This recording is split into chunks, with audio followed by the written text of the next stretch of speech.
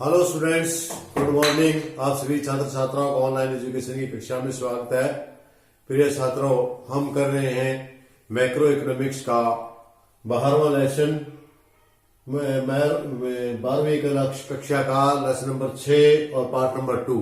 कल part number 1 में, इस पार्ट नंबर 6 का पार्ट नंबर 1 में हमने किया था मुद्रा का अर्थ व मुद्रा से संबंधित परिभाषाएं, मुद्रा का वस्तु मूल्य और मुद्रिक मूल्य में क्या अंतर है, इन सब बातों पर चर्चा की थी। और आज हम करेंगे, आपको आगे बढ़ाएंगे इसके बारे में। तो आज हम करेंगे इसके कार्य। आज हमारा टॉपिक रहेगा कार्य से संबंधित। कल की वीडियो में आपने अर्थ और परिभाषा सीखी थी, आज हम इसके ऊपर चर्चा करेंगे। आज हमारा विषय ये है। तो आज हम कार्य करते हैं। कार्य क्या है? तो मुद्रा के कार्य है।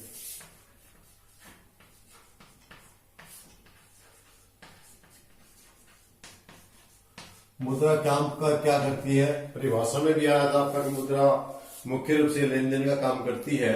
इसके अलावा मुद्रा के बहुत सारे कार्य, हम उनके बारे में, सबके बारे में जिक्र करेंगे। सबसे पहले मुद्रा के कार्य को हम 3 भागों में लेते हैं। इसको तीन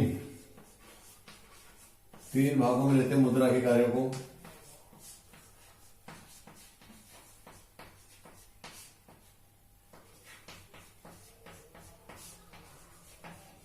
मुद्रा कार्य 3 भागों में। नंबर 1, मुख्य कार्य।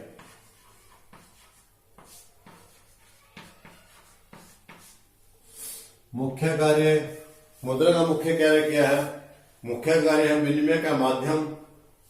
जो मुद्रा का काम है वो मुख्य काम क्या रहता है? विनिमय का माध्यम, लेन देन, लोगों के साथ वस्तुओं का लेना, वस्तुओं का लेन देना। क्योंकि पहले वस्तु को दे करके मुद्रा ली जाती है, फिर मुद्रा लेकर के मुद्रा के बदले में दूसरी वस्तुएं खरीदी जा सकती हैं। इस प्रकार मुद्रा का लेन देन में काम आती है। ये विनिमय का माध्यम है। इसका अभिप्राय यह है कि मुद्रा के रूप में एक व्यक्ति अपनी वस्तुओं को बेचता है तथा दूसरी वस्तुओं को खरीदता है। मुद्रा क्रय या विक्रय दोनों का एक मध्यस्थ का कार्य करती है। जो मुद्रा का मुख्य काम क्या है, जो सबसे महत्वपूर्ण काम है, वो इसका काम है, मुख्य काम है, सबसे महत्वपूर्ण कार्य मुख्य कार्य में वह प्राथमिक कार्य। और प्राथमिक कार्य का पहला पार्ट है वो विनिमय का माध्यम।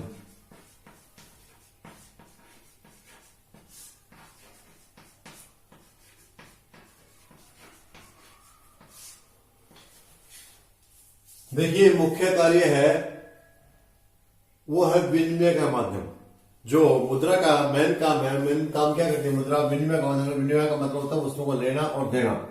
कि मनुष्य जब वस्तुओं को बेचता है तो बदले में मुद्रा मिलती है, और मुद्रा के दे करके वो भिन्न प्रकार की अपनी आवश्यकता अनुसार विभिन्न प्रकार की वस्तुएं जो उसको जरूरत है वो खरीद लेता है। इस प्रकार ये उनके लेन देन में काम करता है, उनके बीच मध्यस्थता का काम करते हैं। मुद्रा क्रय तथा विक्रय दोनों का ही मध्यस्थ का कार्य करती है। इसलिए सबसे प्रमुख कार्य है वो मुद्रा का, वो है विनिमय का कार्य है। क्योंकि ये मुद्रा है जो दोहरे और आवश्यकता के दोहरे श्रेयों का खत्म कर देती है। उसका जो अभाव होता है दोहरा श्रेयों, उसके भाव को खत्म कर देती है विनिमय का माध्यम बन करके। मुद्रा विनिमय का माध्यम बन करके दोहरे आवश्यकता के दोहरे श्रेयों के अभाव को समाप्त कर देती है। और क्योंकि पहले भाग में वस्तुओं को बेच करके मुद्रा प्राप्त की जाती है और दूसरे भाग में उसी मुद्रा से की सहायता से अन्य वस्तुओं को जरूरत अनुसार खरीदा जाता है। तो इस प्रकार आपको समझ में आ गया होगा कि विनिमय का माध्यम है। विनिमय का उसका काम सरल भी हो जाता है कि एक समय उसके पास ज्यादा मुद्रा, अपने वस्तु ज्यादा बेच करके ज्यादा मुद्रा प्राप्त करके रोक सकता है, और जब भी समय के अनुसार हुआ है उस वस्तु को खरीद सकता है, फालतू वस्तु को। नंबर 2, विनिमय के माध्यम के साथ साथ मुद्रा का मुख्य कार्य क्या है? मूल्य का मापदंड या मूल्य की इकाई। मूल्य का मापदंड,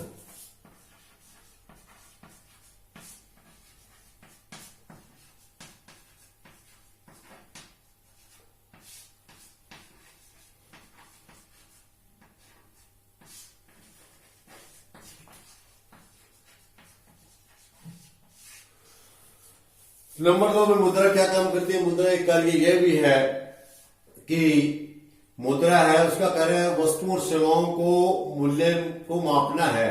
मुद्रा लेखिक इकाई के रूप में मूल्य का माप करती है। लेखिक इकाई का अभिप्राय यह है कि प्रत्येक वस्तु तथा सेवा का मूल्य मुद्रा के रूप में माना जाता है। कोई भी वस्तु है आपकी, चाहे आपकी खाने पीने की वस्तु है, चाहे आपकी पूंजी निर्माण की वस्तु, कोई भी वस्तु है, उसको हम किस में मापते हैं? मुद्रा में मापते हैं। जैसे कि कोई वस्तु है, एक वस्तु है, उसका मूल्य करेंगे हम। एक बुक है, एक किताब है, एक किताब है, इसका मूल्य कैसे करेंगे? इसका मूल्य मुद्रा में करेंगे। 5 रुपए है या 500 रुपए है या 1000 रुपए है।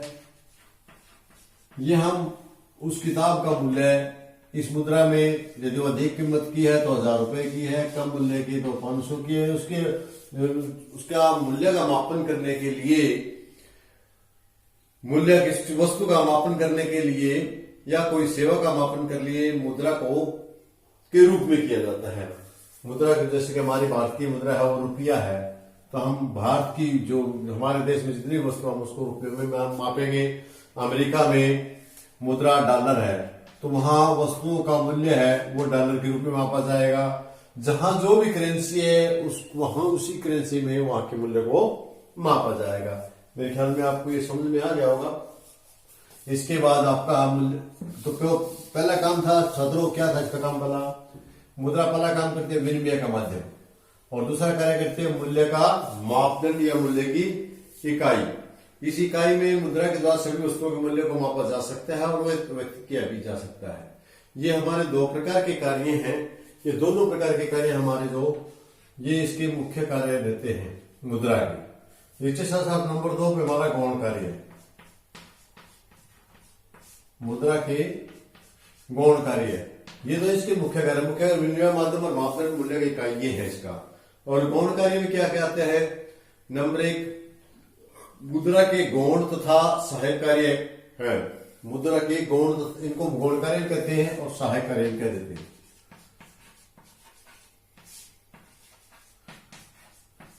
दोनों में से आप किसी को बोल सकते हैं, गौण कार्य भी बोल सकते हो और सहायक कार्य भी बोल सकते हो। इसमें सबसे पहला आपका आता है स्थगित भुगतानों का मान।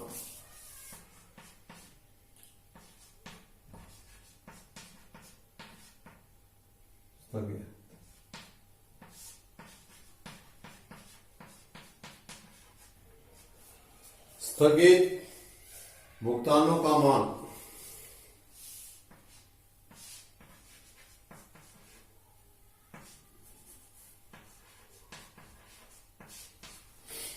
देखिए, जिन वस्तुओं या जिनका लेन देनों का भुगतान उसी समय न करके हम भविष्य के लिए कुछ समय के लिए रोक दिया जाता है, उन्हें स्थगित भुगतान कहा जाता है। ऋणों के भुगतान को भी स्थगित भुगतान कहा जाता है। हम जैसे ये जो स्थगित भुगतान, कौन सा स्थगित भुगतान जिसको अब न करके कुछ समय के लिए रोक करके फिर बाद में किया जाए। जैसे हम ऋण लेते हैं 6 महीने के लिए, साल के लिए, 5 साल के लिए, 10 साल के लिए, तो हम जो ऋण लेते हैं वो देना तो पड़ता है, लेकिन वो बाद में देते हैं, कुछ समय के बाद देते हैं, जो कि हम समय निर्धारित किया गया। उसके बदले में हम उसको कुछ राशि देते हैं, उसके बदले दिया जाए। इन स्थानों को स्थगित भुगतानों को करने के लिए हमें मुद्रा की जरूरत पड़ती है। मुद्रा के फलस्वरूप स्थगित भुगतान अथवा उधार लेन देन की क्रिया सरल बन गई है। प्रत्येक अवस्था में किसी न किसी प्रकार के ऋण से लेन देने की आवश्यकता रहती है। जब हम किसी व्यक्ति से कर्ज लेते हैं तो हम उसके मूलधन तथा ब्याज दोनों देने पड़ते हैं। ऋण तथा ब्याज का वस्तुओं के रूप में लेन देन करना एक बड़ा कठिन कार्य था। मान लीजिए कि आपने किसी व्यक्ति से गेहूं के रूप में ऋण दिया है। जब आप ऋण वापस करेंगे तो उसी गुणवत्ता का गेहूं देना संभव नहीं होगा। बिल्कुल ठीक बात है छात्रों। यहाँ आपने देखा, यहाँ एक उदाहरण देकर आपको समझाया कि हम जैसे गेहूं ले लिया, आज हमने बढ़िया लिया, जो भी गेहूं, जो क्वालिटी का हमने गेहूं लिया है, और वो गेहूं हम अगले 5 साल के लिए उधार ले लेते हैं और 5 साल के लिए ऋण के रूप में ले लिया, तो उसमें हमने उस गेहूं के बदले में उस गेहूं का ब्याज भी देना पड़ेगा और मूलधन भी देना पड़ेगा। लेकिन यह दिक्कत ये आएगी, यदि मुद्रा नहीं है तो गेहूं उसी प्रकार की गेहूं देनी हमें, उसी क्वालिटी की गेहूं देनी 5 साल के बाद मुश्किल हो जाएगी। फिर उसकी बदले में जो 5 साल का सेवा दिया गया, गेहूं हमें रहने के लिए रखी गई, उसके लिए कितनी फालतू गेहूं दी जाए, ये भी कोई पैमाना नहीं है। इस समस्या को समाप्त करने के लिए मुद्रा ने इस काम को सरल कर दिया है कि आप स्थगित भुगतान करेंगे मुद्रा के रूप में करेंगे। आपने 5,000 रुपए लिए हैं और 6 साल के लिए लिए हैं, तो आपको 2 रुपये सैकड़ा, 3 रुपये सैकड़ा, जो भी ब्याज है, ब्याज दर 18%, 20%, 24%, जो भी ब्याज की दर निर्धारित की है, उसके अनुसार आपको मुद्रा के रूप में मूलधन के साथ साथ आपको उसका ब्याज भी अदा करना पड़ेगा। तो मेरे ख्याल में आपको समझ में आ गया होगा। सबसे पहला इसका जो गौण कार्य है वो है स्थगित भुगतानों का मान, और दूसरा है मूल्य का संचय।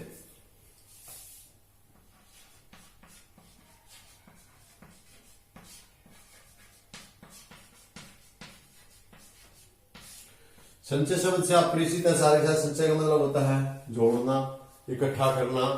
तो इसका मतलब ये हुआ कि मुद्रा मूल्य के संचय के रूप में भी कार्य करती है। मुद्रा के मूल्य के संचय का अर्थ है कि धन का संचय। इससे अभिप्राय यह है कि मुद्रा के वस्तुओं और सेवाओं के लिए खर्च करने का कोई तुरंत विचार नहीं है, तो हम उसको रोक भी सकते हैं। यानी कहने का मतलब ये कि जो पैसे हैं हमारे पास, जो हमारी कमाई है, उस कमाई को हम यदि तुरंत खर्च नहीं करना है तो हम उसको कुछ समय के लिए रोक भी सकते हैं, उसको इकट्ठा भी कर सकते हैं, उसको बचत कर सकते हैं। बचत करके आने वाले समय में हम उसका सदुपयोग कर सकते हैं, कहीं लगा सकते हैं, यदि हमारे पास मुद्रा है। यदि मुद्रा नहीं है तो वस्तुओं का संचय करना बड़ा कठिन है। मान लीजिए किसी आदमी के पास 1000 क्विंटल गेहूं पैदा हो जाती है, तो उस क्विंटल गेहूं 1000 क्विंटल गेहूं को रखना उसमें 5 साल के लिए, 10 साल के लिए बहुत मुश्किल कार्य है। वो खराब भी हो जाएगी, उसको रख रखाव करना पड़ेगा, बड़ा मुश्किल कार्य है। लेकिन यदि हम उसको मुद्रा में कन्वर्ट कर लेते हैं तो उसके रखने में कोई दिक्कत नहीं है। आगे भी हम उसको ना रख रखाव करना पड़ेगा और बल्कि उसके बदले में भी ब्याज भी मिलता रहेगा। इस प्रकार मूल्य जो है, वस्तु का मूल्य है, उसको हम संचय कर सकते हैं यदि हमारे पास मुद्रा है। यदि हमारे पास मुद्रा नहीं है तो हम वस्तु के मूल्य को संचय नहीं कर सकते। प्रत्येक व्यक्ति अपनी आय का कुछ भाग भविष्य के लिए बचाता है और इसे मूल्य का संचय कहा जाता है। विनिमय के प्रणाली के अंतर्गत मूल्य संचय करना बड़ा संभव नहीं था, क्योंकि वस्तुएं नाशवान होते, वस्तुओं भुगतान के रूप में व्यक्ति स्वीकार नहीं करते, परंतु मुद्रा के रूप में मूल्य का संचय करना सरल होता है, क्योंकि मुद्रा को सब लोग स्वीकार करते हैं। मुद्रा के मूल्य से अधिक कमी भी या वृद्धि नहीं होती। मुद्रा का सरल संग्रह सरलता से किया जाता है। मुद्रा के रूप में बचत करने में बहुत कम स्थान की आवश्यकता होती है और मुद्रा के रूप में जो बचतें की गई है वस्तु के रूप में की गई वस्तु की तुलना में अधिक सुरक्षित है। इसलिए मुद्रा की परिसंपत्तियों का कार्य भी, परिसंपत्ति का कार्य भी करता है। लोग अपने 5 लाख, 2 लाख, 5 लाख, 10 रुपए, लाख रुपए कर लेते हैं। और जो तीसरा कार्य है, इसका सहायक कार्य है, जो तीसरा कार्य है हमारा हस्तांतरण। क्या? मुद्रा का हस्तांतरण या मूल्य का हस्तांतरण।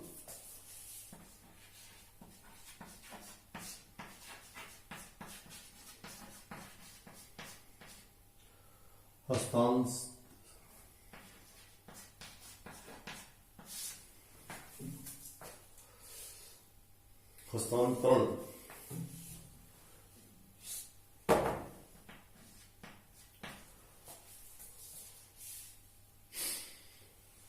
ये अगर हमारा मूल्य का हस्तांतरण, इसमें मूल्य हस्तांतरण से आपका क्या अभिप्राय है? जो मुद्रा है उसके कारण मूल्य का हस्तांतरण सुविधाजनक बन गया। आज की युग में लोगों की आवश्यकताएं बढ़ गई हैं। इन आवश्यकताओं की पूर्ति के लिए दूर दूर से वस्तुएं खरीदी जाती हैं। मुद्रा में तरलता तथा सामान्य स्वीकृति का गुण होता है, होने के कारण से एक स्थान से स्थान पर हस्तांतरण संभव है। आप यहाँ ये मूल्य है, वस्तु है 5 लाख है, 10 लाख है, 20 लाख है, उसको कहीं भी आप ट्रांसफर कर सकते हैं। एक एरिया से दूसरे एरिया में बड़े आसानी से ले जा सकते हैं, और लेकिन वस्तु को ले जाना बड़ा मुश्किल है। एग्जाम्पल के लिए मैं आपको बताऊं कि मान लिया आपके किसी गांव में या शहर में मकान है और उस मकान को आप ट्रांसफर करना चाहते हैं मुंबई में। मुंबई में आप उसको ले जाने में असमर्थ है, नहीं ले जा सकते हैं उस मकान को। यदि आप उसके बदले में गाय, भेड़े, बकरियां या कोई वस्तु लेंगे तो उसको भी मुंबई ले जाने में बड़ी दिक्कत आएगी, आप उसको ट्रांसफर नहीं कर पाएंगे। फिर वो वस्तु लेके आप मुंबई आपको वस्तुओं के बदले को प्लाट दे ना दे, तो ये कोई कन्फर्म नहीं है।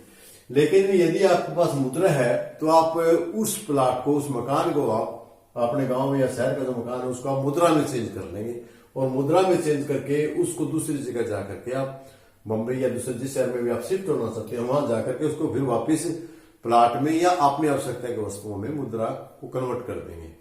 यानी इस प्रकार वस्तुओं को एक स्थान से दूसरे स्थान पर जाने में और सेवाओं को एक स्थान लेने पर मूल्य का हस्तांतरण मुद्रा के माध्यम से बहुत आसान हो गया है। क्योंकि आज के युग में लोगों की आवश्यकताएं बढ़ने के कारण इनकी आवश्यकता के प्रति दूर दूर खरीदी जाती है वस्तुएं। आज हम मुद्रा में तरलता, सामान्य स्वीकृति या गुण होने के कारण इसका एक स्थान से दूसरे स्थान पर हस्तांतरण संभव है। इसके तहत मुद्रा के रूप में कोई व्यक्ति एक स्थान पर अपनी संपत्ति बेचकर दूसरे स्थान पर खरीद सकता है। इसके परिणाम स्वरूप पूंजी की गतिशीलता में सहायता मिलती है।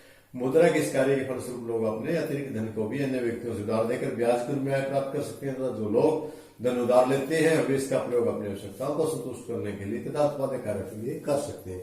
इस प्रकार ये हमारा मूल्य का हस्तांतरण के रूप में कार्य है। तो स्टूडेंट आपको ख्याल आया होगा। देखिए नंबर जो मुख्य कार्य तो उसके हैं मुद्रा, इस चीज के लिए भी मुद्रा बनाई गई है, फिर इसका मापदंड भी इसमें होता है मूल्य की इकाई के रूप में। ये तो थे इसका मुख्य कार्य। इसका जो सहायक कार्य है वो एक स्थगित भुगतानों को स्थगित भुगतानों का मान के लिए, दूसरा है मूल्य का संचय करने के लिए, और तीसरा है मूल्य का हस्तांतरण करने के लिए। ये हमारे कार्य थे। कौन कौन से थे? नंबर 1 हमारा मुख्य कार्य, नंबर 2 गौण कार्य। तीसरे प्रकार के कार्य हमारे रह जाते हैं, उनकी हम चर्चा करते हैं, जिनको हम बोलते हैं आकस्मिक कार्य।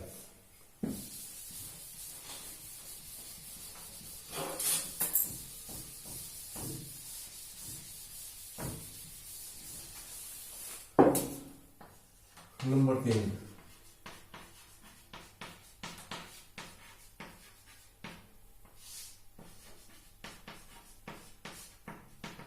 देखिए स्टूडेंट्स, यहां नाम से ही आपको पता चल जाएगा, आकस्मिक शब्द लिखा है मैंने। आकस्मिक मतलब अचानक, काम क्या क्या आते हैं।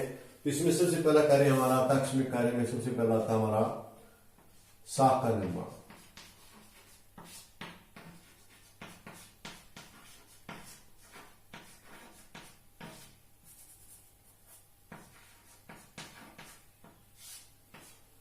सबसे पहला हमारा क्या है? साख का निर्माण। तो साख का निर्माण जो बनता है उसका आधार बनती है। ये मुद्रा है वो क्या होती है? साख का निर्माण का आधार है, क्योंकि मुद्रा के आधार पर ही साख का निर्माण किया जाता है, वरना तो साख का निर्माण का कोई औचित्य ही नहीं है। मुद्रा के प्रचलन से पूर्व साख का निर्माण संभव नहीं था। आज लगभग सभी देशों में चेक, ड्राफ्ट, विनिमय पत्र इत्यादि साख पत्रों का प्रयोग किया जाता है। इन साख पत्रों का आधार मुद्रा ही है, वरना तो इनका कोई मूल्य नहीं है। इनके पीछे जो लिखी हुई मुद्रा है उसी के कारण इसका साख है। लोग अपनी आय में से कुछ राशि बैंक में जमा करवाते हैं। जमा को चेक के द्वारा मुद्रा के रूप में निकलवा सकते हैं। इस जमा राशि के आधार पर ही बैंक अपनी साख का निर्माण करते हैं। इस प्रकार इसके साथ जो आज के युग में कार्य है, आकस्मिक कार्य है, वो कार्य है साख का निर्माण करना।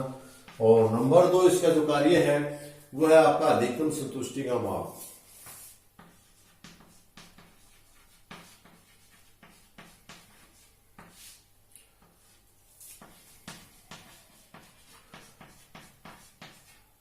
अधिकतम संतुष्टि का माप। देखिए स्टूडेंट्स, ये क्या होता है कि मुद्रा के रूप में धन व्यय करके एक उपभोक्ता अधिकतम संतुष्टि प्राप्त कर सकता है। एक उपभोक्ता विभिन्न वस्तुओं के उपभोग से अधिकतम संतुष्टि तभी प्राप्त कर सकता है जब उस वस्तु से प्राप्त होने वाली सीमांत उपयोगिता के बराबर हो। मुद्रा के द्वारा ही इस प्रकार के संबंध का अध्ययन संभव हो सकता है, क्योंकि मुद्रा देगा वो कई बार मजबूरी में उसको यदि वस्तु के बदले वस्तु तो कम ज्यादा भी देनी पड़ेगी, लेकिन वो मुद्रा उतनी ही देगा जितनी उससे अधिक होगी। नहीं तो वो अपनी मुद्रा नहीं देगा, अन्य काम में उस मुद्रा को यूज करेगा। जिस काम से उसे संतुष्टि अधिक होती है उस पर वो मुद्रा खर्च करेगा, और जिस भाग से उसे संतुष्टि कम होती है उससे वो कम करेगा। और नंबर 3 पे आपका इसका है राष्ट्रीय आय का वितरण।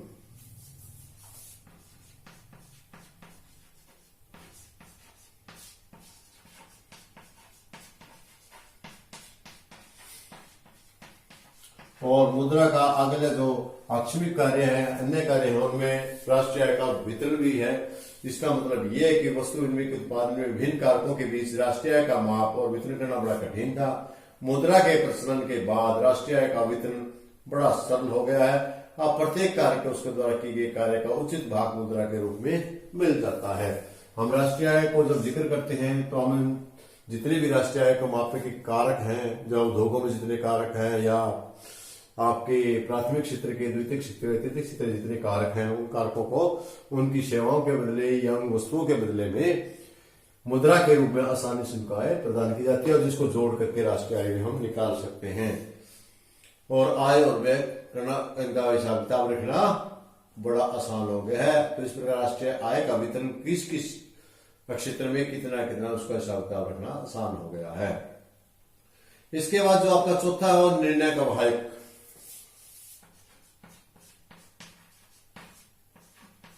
निर्णय का वाहक। निर्णय का वाहक का मतलब क्या है कि मुद्रा का एक विशेष कार्य यह भी है कि इस कार्य में मुद्रा के रूप में धन का संचय करके हम परिस्थिति के अनुसार वस्तुओं को खरीदने के संबंध में अपना निर्णय में परिवर्तन कर सकते हैं। मान लीजिए ये निर्णय आपने लिया, निर्णय का वाहक कैसे निर्णय हम परिवर्तित कर सकते हैं। मान लीजिए आपने कुछ पैसे टीवी के लिए बचाए थे, लेकिन आपके अचानक घर में कोई हरी बीमारी होगी, आपको हॉस्पिटल में जाना पड़ेगा, तो आप तरीके की प्लान चेंज करके, अपना निर्णय चेंज करके उस पैसे को आप उस बीमारी के इलाज पर खर्च कर सकते हैं। लेकिन यदि हमारे पास वस्तु विनिमय होती तो ऐसा हम नहीं कर सकते। मुद्राकरण हम ये निर्णय का भाग भी बन गए, हम निर्णय को अपने चेंज करने में, आवश्यकता अनुसार बदल करने में हम सक्षम हो गए हैं। तो इसी प्रकार आपका अगला है शोधन क्षमता की गारंटी। नंबर 4 है शोधन क्षमता की गारंटी। नंबर 5 आपका शोधन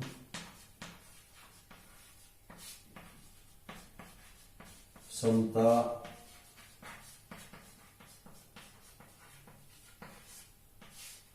शोधन क्षमता की गारंटी। इसका मतलब क्या है कि किसी व्यक्ति या संस्था के पास उसकी मुद्रा, उसकी शोधन क्षमता की गारंटी है। अपनी शोधन क्षमता को बनाए रखने के लिए प्रत्येक व्यक्ति, फर्म, बैंक, बीमा कंपनी को मुद्रा के रूप में कुछ न कुछ धन अवश्य जमा करना पड़ता है। मौद्रिक जमाएं शोधन क्षमता की गारंटी का कार्य करती हैं, क्योंकि बैंक भी इसी आधार पर काम करते हैं। बैंक अपने पास तरलता के रूप में 10-15% अपने पास पैसा रखते हैं और 10-15% अपना आरबीआई के पास भी रखते हैं, ताकि शोधन क्षमता उसकी गारंटी बने, ताकि उसका विश्वास उसके ऊपर बना रहे। और इसीलिए लोग भी अपने हर कार्य को करने के लिए, चाहे फर्म हो, चाहे बैंक हो, बीमा हो, मुद्रा के रूप में कुछ न कुछ पैसे अपने पास अवश्य रखती है। ये कब संभव है?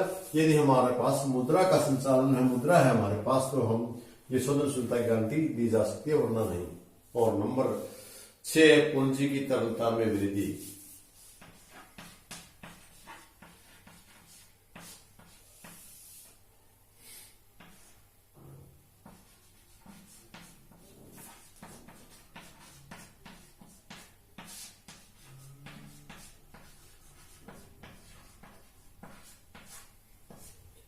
जो आपका छठा पॉइंट है पूंजी की तरलता है। पूंजी, इसका मतलब क्या है कि मुद्रा के सामान्य स्वीकृति का गुण होने के कारण यह पूंजी को तरल बनाए रखने का कार्य करती है। हम मकान, दुकान, भूमि इत्यादि के रूप में पूंजी को लेने से मना कर सकते हैं, लेकिन मुद्रा के रूप में लेने से कोई मना नहीं कर सकता।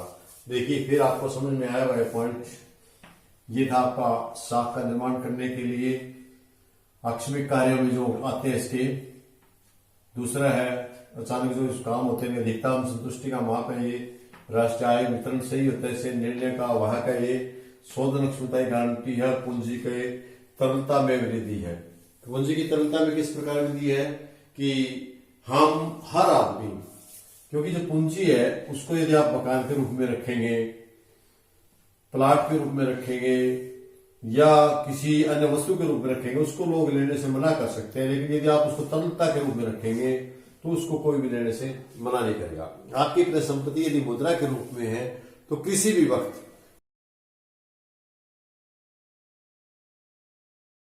लेकिन यदि आप किसी अन्य परिसंपत्ति में है तो उसको बेचने में समय लग सकता है, या कोई ले तो मना भी कर सकता है, लेकिन तरलता के रूप में कोई मना नहीं करेगा। हर वस्तु उससे खरीदी जा सकती है।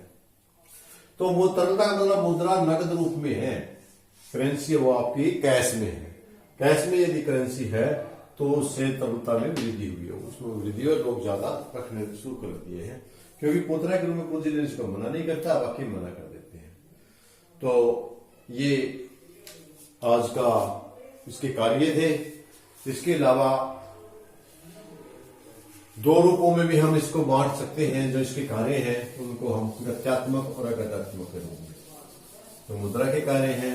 एक तो ये इस आधार पर हमने बांटे थे, इस आधार पर आपको बताया कि मुद्रा के मुख्य कार्य, गौण कार्य और आकस्मिक कार्य, जिसका अन्य कार्य के नाम से भी जानते हैं। इसके अलावा जो आपका है, हम गत्यात्मक और अगत्यात्मक कार्य के नाम से भी जानते हैं। अगत्यात्मक कार्य नंबर 1, और नंबर 2 गत्यात्मक कार्य।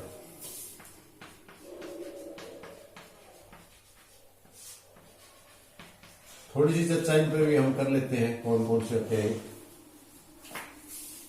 गत्यात्मक कार्य आपके जो अगत्यात्मक कार्य में है, अगत्यात्मक कार्य मुद्रा के अगत्यात्मक कार्य से मुद्रा के शिथिल और निष्क्रिय कार्यों से है। ये कार्य अर्थव्यवस्था का संचालन करते हैं, उसमें गति पैदा करने में कोई सहायता नहीं करते। इन कार्यों में मुख्य रूप से मुद्रा के प्राथमिक कार्य तथा गौण कार्य शामिल किए जाते हैं। जैसे हम प्राथमिक कार्य, इसमें प्राथमिक कार्य प्लस गौण कार्य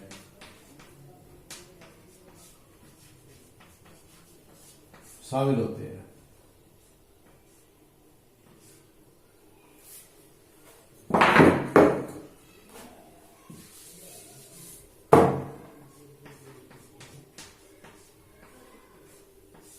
गौण कार्य, आपको प्राथमिक कार्य का आपको पता है कि आपके प्राथमिक कार्य में कौन कौन से आए थे। प्राथमिक कार्य में मैंने पहले भी आपको बताया था, जो प्राथमिक कार्य था उसमें आपकी विनिमय का माध्यम आया था और साथ में आपका मूल्य की इकाई के रूप में भी आया था।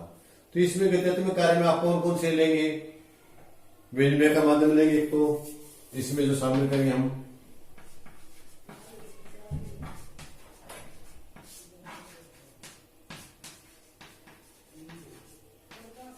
दूसरा मूल्य का मापक और तीसरा मूल्य का संचय। ये तीन चीजों के साथ साथ हम मूल्य का हस्तांतरण और स्थगित भुगतान, मूल्य का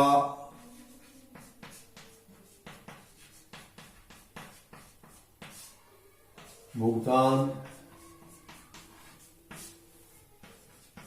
हस्तांतरण, भुगतान, इन सभी कार्यों को हम अगत्यात्मक में कार्य, किसी की अवस्था को गति प्रदान नहीं करते बल्कि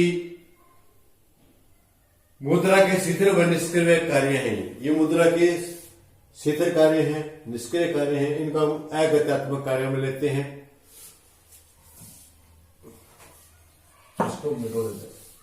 ये जितने भी आपके कार्य हैं प्राथमिक कार्य, इसमें दो प्रकार के शामिल है जो हमारे पहले हमने पढ़े, प्राथमिक कार्य और गौण कार्य। प्राथमिक कार्य में कौन कौन सा था, एक विनिमय का माध्यम, मूल्य का मापक, मूल्य का संचय, मूल्य की इकाई, मूल्य का हस्तांतरण का भुगतान और हस्तांतरण भुगतान। ये सारे के सारे आपके हस्तांतरण भुगतान का मान है। ये हस्तांतरण भुगतान का मान, ये हम सब के सब क्या करते हैं, अगत्यात्मक लेते हैं। क्यों लेते हैं अगत्यात्मक, क्योंकि ये अगत्यात्मक गति शब्द से गत्यात्मक बना है और अगत्यात्मक कोई गति नहीं देते। अर्थात समय ये मुद्रा है, यह पुस्तक को गति तो नहीं देते लेकिन ये शिथिल मापक है इसके। ये क्या करते हैं, मुद्रा के शिथिल मापक है और ये निष्क्रिय कार्य है इसके, इसलिए हम इनको गत्यात्मक कार्य कहते हैं। इसके बाद हमारा अगला है टॉपिक जो है, इसका दूसरा भाग है, वो है गत्यात्मक कार्य।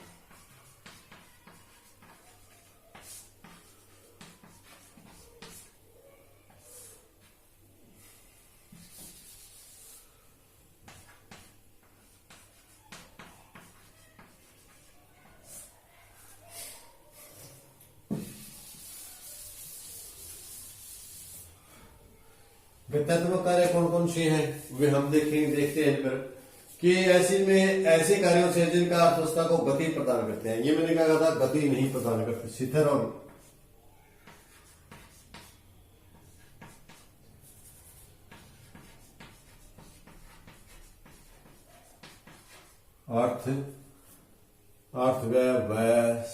व्यवस्था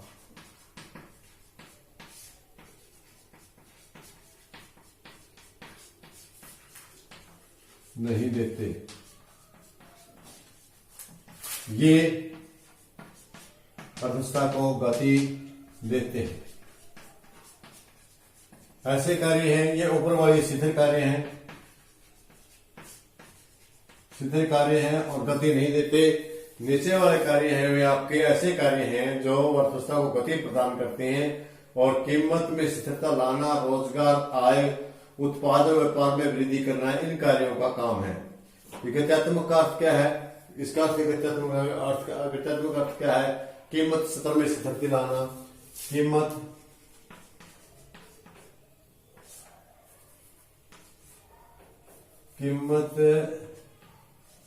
सतत में स्थिरता लाना, इसके साथ साथ आपका कीमत सतह में स्थिरता लाना, इसके साथ साथ इसका और भी काम है। वो काम क्या है? रोजगार तथा आय उत्पादन में वृद्धि करना। रोजगार, आय उत्पादन में वृद्धि करना गत्यात्मक का मुख्य कार्य है। तो गत्यात्मक कार्य में भी आते हैं जो कार्य अर्थव्यवस्था को गति प्रदान करते हैं तथा कीमत को स्थिरता लाते हैं, रोजगार बढ़ाते हैं, आय बढ़ाते हैं, उत्पादन व्यापार में वृद्धि करते हैं। जो मुख्य कार्य वे हैं अस्फीति तथा मुद्रा की स्फीति से परिस्थितियों को दूर करना और मुद्रा के माध्यम से प्राकृतिक मानवीय साधनों का पूर्ण उपयोग संभव बनाना, घाटे की वित्त व्यवस्था का संभव बनाना, अंतर्राष्ट्रीय व्यापार में विस्तार करना, मुद्रा की नीति से सरकार के आर्थिक विकास और कीमत स्थिरता आदि के उद्देश्यों को प्राप्त करना। इस प्रकार जो मुख्य कार्य इसके वे हैं देश की जो अर्थव्यवस्था है उस अर्थव्यवस्था को गति दे देना। इसका जो मुख्य काम है, जो मुख्य इसमें गत्यात्मक कार्य कौन से आते हैं, वे सभी कार्य है जो सारे कार्य में अर्थव्यवस्था को गति दे देते हैं, उसको आगे बढ़ा देते हैं, कीमत में स्थिरता लाते हैं और इसके साथ रोजगार में वृद्धि करते हैं, आय में वृद्धि करते हैं, उत्पादन में वृद्धि करते हैं।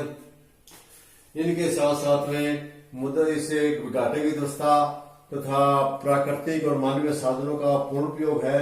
इस प्रकार के स्फीति अस्फीति काल में संतुलन पैदा करना, स्फीति काल को कम करना, अस्फीति काल को उसमें दोनों में संतुलन लेकर अस्फीति काल में इस सारा का सारा इसके गत्यात्मक कार्यों में आता है। मैन स्टूडेंट आपने याद रखना है, कहता तो कोई गति नहीं, इसमें गति है।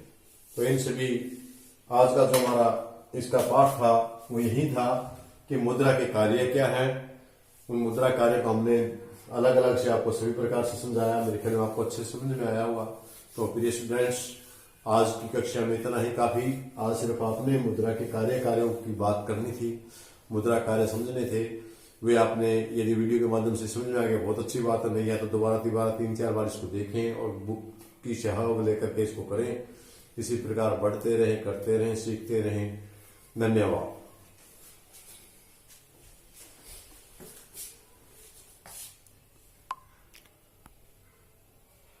लेकिन यदि आप किसी अन्य परिसंपत्ति में हैं तो उसको बेचने में समय लग सकता है या कोई ले तो मना भी कर सकता है, लेकिन तरलता के रूप में कोई मना नहीं करेगा। हर वस्तु उससे खरीदी जा सकती है। तो वो तरलता का मतलब मुद्रा नकद रूप में है, करेंसी वो आपकी कैश में है। कैश में यदि करेंसी है तो उससे तरलता में वृद्धि हुई हो, उसमें वृद्धि और लोग ज्यादा रखने शुरू कर दिए हैं, क्योंकि मुद्रा के रूप में पूंजी देने इसको मना नहीं करता, बाकी मना कर देते हैं। तो ये आज का इसके कार्य थे। इसके अलावा 2 रूपों में भी हम इसको बांट सकते हैं। जो इसके कार्य हैं उनको हम गत्यात्मक और अगत्यात्मक के रूप में। तो मुद्रा के कार्य हैं, एक तो ये इस आधार पर हमने बांटे थे, 3 आधार पर आपको बताया कि मुद्रा के मुख्य कार्य, गौण कार्य और आकस्मिक कार्य, जिसका अन्य कार्य के नाम से भी जानते हैं। इसके अलावा जो आपका है हम गत्यात्मक और अगत्यात्मक कार्य के नाम से भी जानते हैं। अगत्यात्मक कार्य नंबर 1 और नंबर 2 गत्यात्मक कार्य।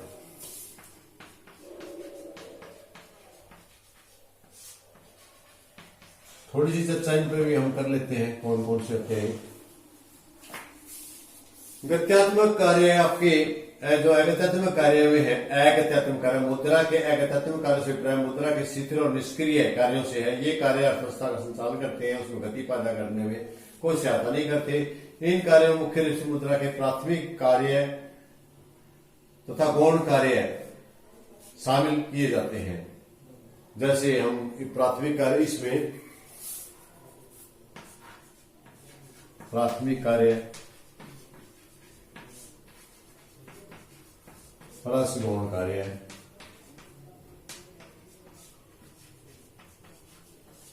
शामिल होते हैं।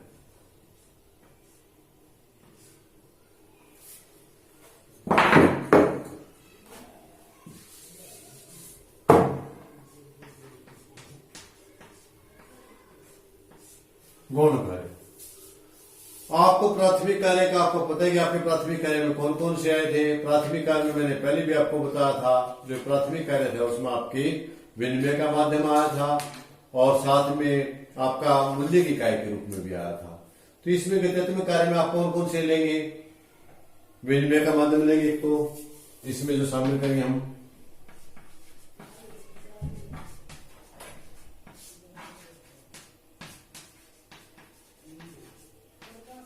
दूसरा मूल्य का मापक और तीसरा मूल्य का संचय। ये तीन चीजों के साथ साथ हम मूल्य का हस्तांतरण और स्थगित भुगतान, मूल्य का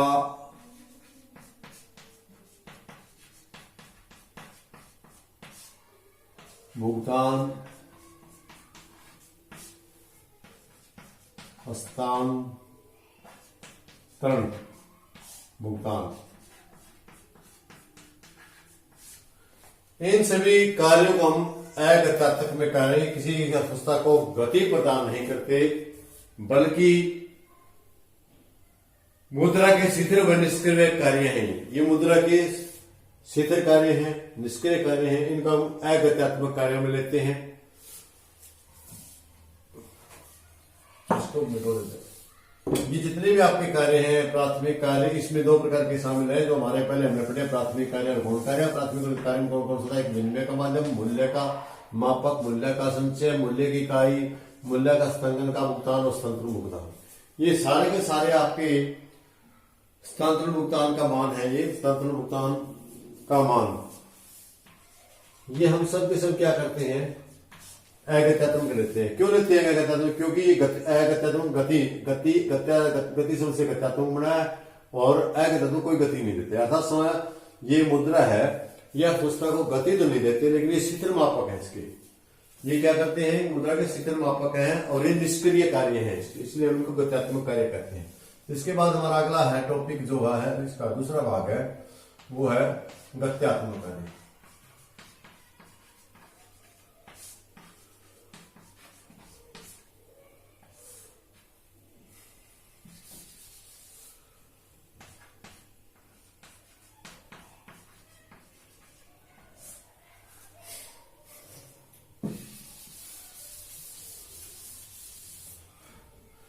गत्यात्मक कार्य कौन कौन से हैं वे हम देखते हैं फिर कि ऐसे कार्यों से जिनका अर्थव्यवस्था को गति प्रदान करते हैं। ये मैंने कहा था गति नहीं प्रदान करते, शिथिल और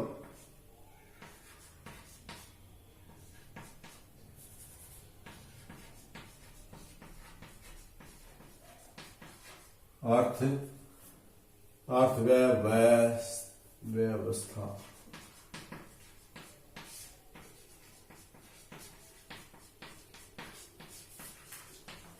नहीं देते। ये अर्थव्यवस्था को गति देते हैं।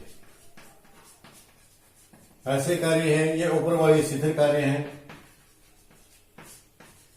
शिथिल कार्य हैं और गति नहीं देते। नीचे वाले कार्य हैं वे आपके ऐसे कार्य हैं जो अर्थव्यवस्था को गति प्रदान करते हैं और कीमत में स्थिरता लाना, रोजगार, आय, उत्पादन व्यापार में वृद्धि करना, इन कार्यों का काम है। गत्यात्मक का अर्थ क्या है, इसका अर्थ गत्यात्मक अर्थ क्या है, कीमत स्तर में स्थिरता लाना, कीमत